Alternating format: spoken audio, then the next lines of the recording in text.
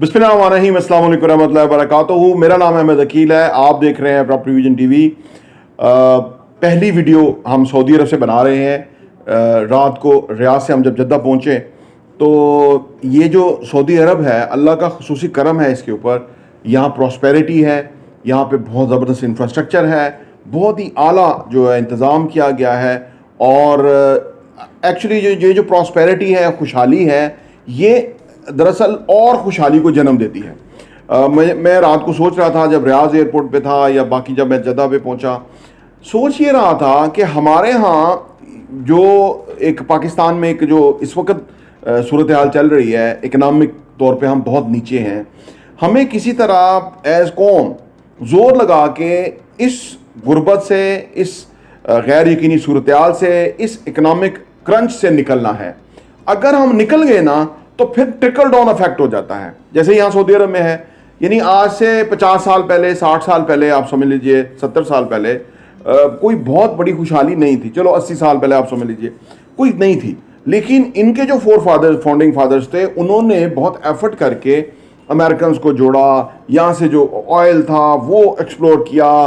फिर उसके बाद स्लोली इन्होंने अमेरिकन को खुदाफिज कहा और ख़ुद हर चीज़ को ओन किया। तो फिर ये अरामको कंपनी है, ये इस किस्म का जो इन्होंने एक इंफ्रास्ट्रक्चर और एक डेवलप किया ना, उससे पाकिस्तान को, सऊदी अरब को बहुत फ़ायदा हुआ है। हमें भी कुछ ऐसा कोई ब्रेक थ्रू चाहिए। यहाँ एडवांटेज ये है कि यहाँ पे क्योंकि कानून एक है, कोई जो है ना वो प्रॉब्लम नहीं है, हर कोई ओबे करता है।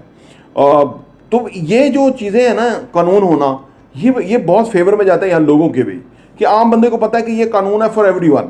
पाकिस्तान में भी अगर कानून फॉर एवरीवन हो जाए तो उससे बहुत फ़र्क पड़ेगा।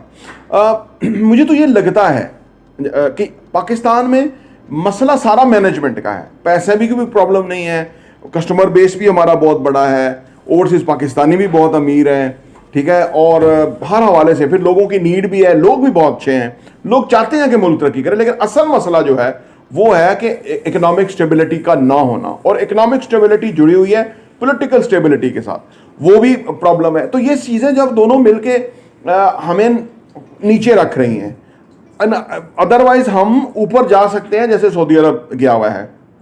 जैसे यहाँ पे अब खुशहाली है, यहाँ पे अब एक डिफरेंट ही जो है ना एक इन्वायरमेंट है, ओवरऑल इकोनॉमिक इन्वायरमेंट। हर कोई हैप्पी है क्योंकि उसको यहाँ के जो लोकल्स हैं उनको तो बहुत एडवांटेजेस दिए हुए हैं ना यहाँ की हुकूमत ने, जो कि उनका हक है, उनका मुल्क है, उनको अपने तरीके से वो करना चाहिए। तो हमें भी पाकिस्तान के पाकिस्तानियों को देखिए ना, हमारे यहाँ जो सारा प्रोटोकॉल जो है वो ओवरसीज उधर दिया जाता है, जो फॉरनर्स हैं उनको।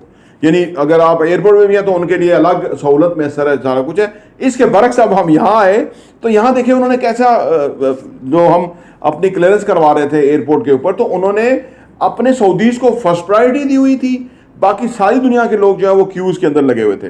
फिर उस क्यूज़ के लंबे लंबे क्यूज़ थे। कल कोई न्यूयॉर्क से रियाज पे एक फ़्लाइट आई, एक यूके से आई और एक इस्लामाबाद से आई। एक वक्त में 3 फ्लाइट्स आई, कोई 400 लोग थे, तो वो तो बहुत रश हो गया।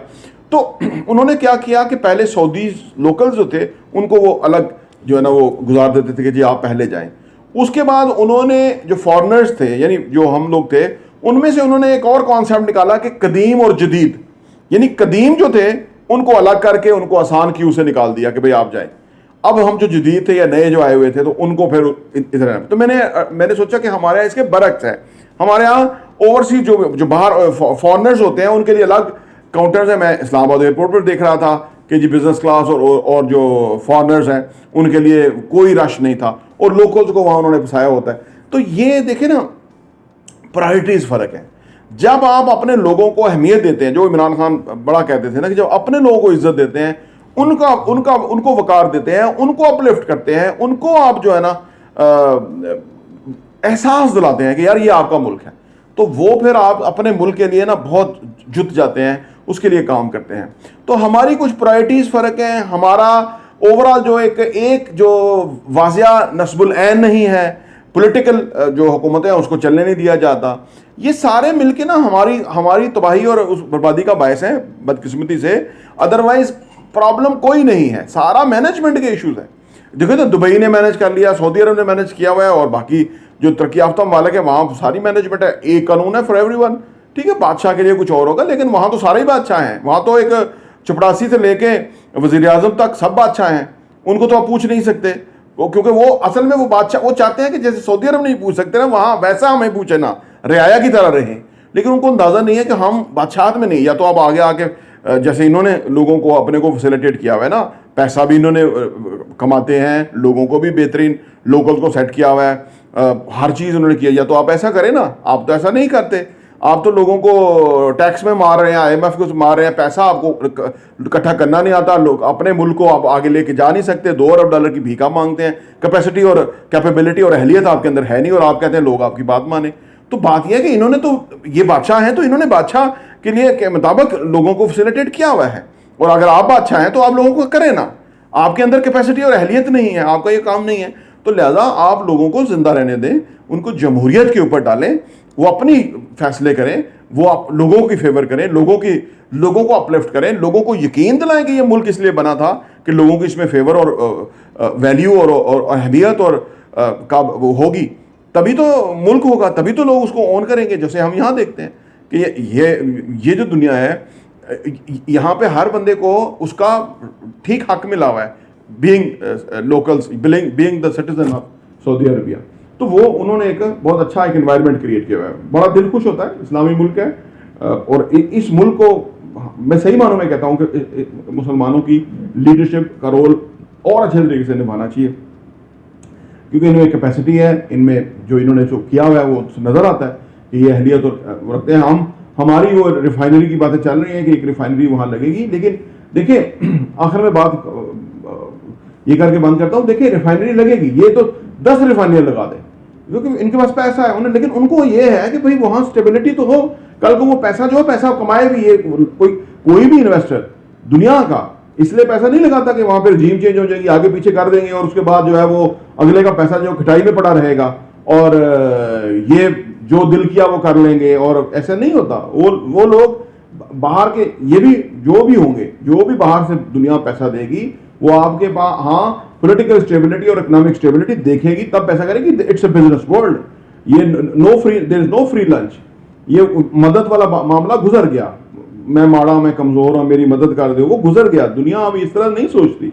कमजोर बेसिकली अगले को नुकसान पहुंचाता है, लोग उसको सपोर्ट करते हैं कि जिसका एनवायरनमेंट इंकरेजिंग हो, एम्पावरिंग हो, रिस्पॉन्सिबिलिटी वाला हो, ठीक है ना, सेंस प्रिवेल करती हो, यानी कॉमन सेंस के साथ हो, तो वो लोग उनको सपोर्ट करते हैं, उनके साथ जॉइंट जेवीज करते हैं, उनके साथ बड़े प्रोजेक्ट्स करते हैं। जो लोग गैर जिम्मेदार हों और जानबूझ के डिटाई में रजीम चेंज कर दें और मुल्क को डिस्टेबलाइज कर दें, उनके साथ लोग पैसा नहीं लगाते। वहाँ ये हमारे लोगों को पता नहीं कब समझ आएगी, ये जो हुकूमत जैली हुकूमतें करने वाले हैं उनको ये समझ नहीं है कि दुनिया इस तरह नहीं चलती है। आपके पास बहुत बड़ी आबादी है, आपके पास बड़ा पोटेंशियल लोग हैं, दुनिया भर के लोग वहां इन्वेस्ट करना आएंगे, उनकी फेवर में बात है, और वो इसीलिए वो दुनिया भर में करते हैं, किसी पे एहसान नहीं करते। जो कहीं इन्वेस्ट करता है किसी पे एहसान नहीं करता, ये समझते हैं वो एहसान करके वहां पर कर रहे हैं, वो एहसान नहीं करते हैं। दुनिया कंपेटिटिव वर्ल्ड है, उसके अंदर वो पैसा $10 अरब लगाएंगे तो वो उनका कोशिश होगी कि 2-4-5 सालों में वो पैसा वापस आए और उसके बाद वो पैसा और कमाएं, जो कि उनका जायज हक है। सो दैट पैसा इसलिए नहीं होता कि आप लोगों की मदद ही करते रहे, पाकिस्तान की सऊदी अरब मदद ही करते रहे। पैसा इसलिए होता है कि वो उनका मुल्क है, उन्होंने अपने पैसे को जहां समझते हैं वहां इन्वेस्ट करना है, सो दैट कि उनको उसके अंदर आउटकम मिले।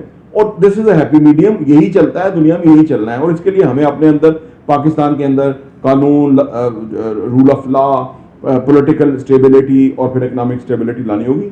इसी वजह से हम भी आगे जा सकते हैं। मुझे लगता है प्रॉब्लम कहीं नहीं है, प्रॉब्लम चंद लोगों के दिमाग के अंदर है। वहां से अगर फिक्स हो जाए वंस फॉर ऑल, तो पाकिस्तान बहुत आगे जा सकता है। प्रॉपर्टी न्यूज़ देखने का बहुत बहुत शुक्रिया।